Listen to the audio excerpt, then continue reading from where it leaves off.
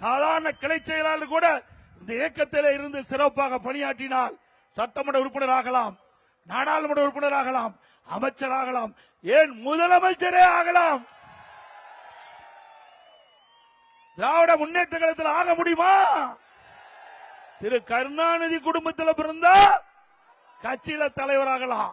திரு கருணாநிதி குடும்பத்தில் பிறந்தா தமிழ்நாட்டில் ஆட்சி அதிகாரத்தில் முதலமைச்சராகலாம். மற்றவர்கள் எவராலும் கட்சிக்கு உழைத்தாலும் எந்த பதவிக்கும் கட்சியிலையும் வர முடியாது. உயர்ந்த பதவிக்கு ஆட்சி அதிகாரத்திலும் உயர்ந்த பதவிக்கு வர முடியாது. தமிழ்நாட்டில் மட்டுமல்ல, இங்கே நாடாளுமன்ற உறுப்பினராக வெற்றி பெற்று நாடாளுமன்றத்துக்கு சென்றாலும் மத்தியிலும் குடும்பத்தை சேர்ந்தவர்கள் தான் ஆட்சி அதிகாரத்தில் இருக்க முடியும். அப்படிப்பட்ட கட்சி திமுக கட்சி. ஆகவே அனைத்து இந்திய அண்ணா திராவிட முன்னேற்ற கழகத்தை பொறுத்த வரைக்கும் தொண்டன் உழைக்கின்றவனுக்கு உரிய மரியாதை கிடைக்கக்கூடிய ஒரே இயக்கமான இந்திய அண்ணா திராவிட முன்னேற்ற கழகம். இன்றைக்கு சிந்திச்சு பாருங்க.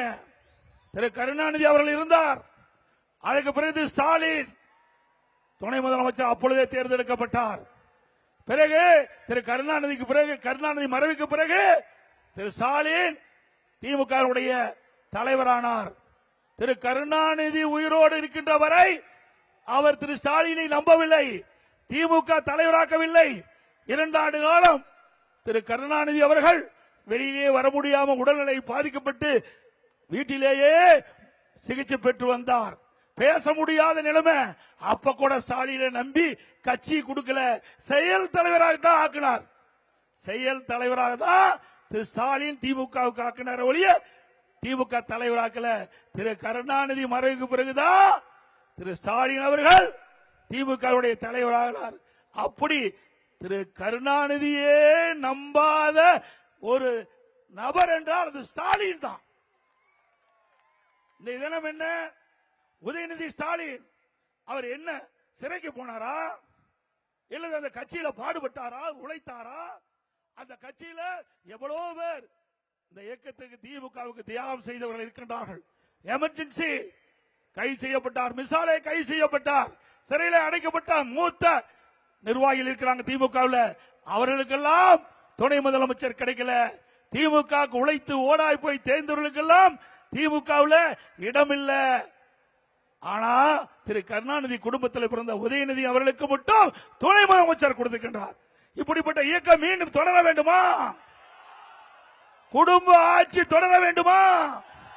வாரிசு அரசியல் தொடர வேண்டுமா?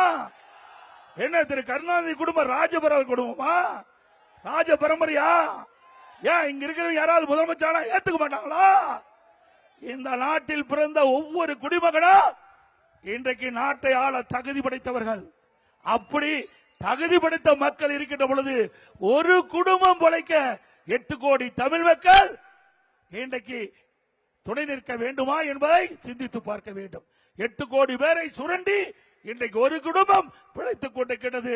அந்த குடும்பத்தை வீழ்த்துகின்ற தேர்தல் இந்த சட்டமன்ற தேர்தல். வீழ்த்துவீங்களா? நல்லா சத்தமா சொல்லுங்கம்மா. ஆக இந்த குடும்பம் தமிழகத்தில் இருக்கின்ற வரை சுரண்டி கொண்டே இருக்கும், மக்களை வஞ்சித்துக் கொண்டே இருக்கும், மக்கள் துன்பப்பட்டுக் கொண்டே இருப்பார்கள். இந்த ஆட்சி இருக்கின்ற வரை, திராவிட முன்னேற்ற கழகம் ஆட்சி இருக்கின்ற வரை, திரு கருணாநிதி குடும்பத்தை சேர்ந்தவர் ஆட்சி அதிகாரத்தில் இருக்கின்ற வரை நாட்டு மக்களுக்கு நன்மை கிடைக்காது. துன்பம்தான் மிச்சம், வேதனை தான் இந்த ஆட்சியிலே மிச்சம் என்பதை நேரத்திலே கோடிட்டு காட்டுகிறேன்.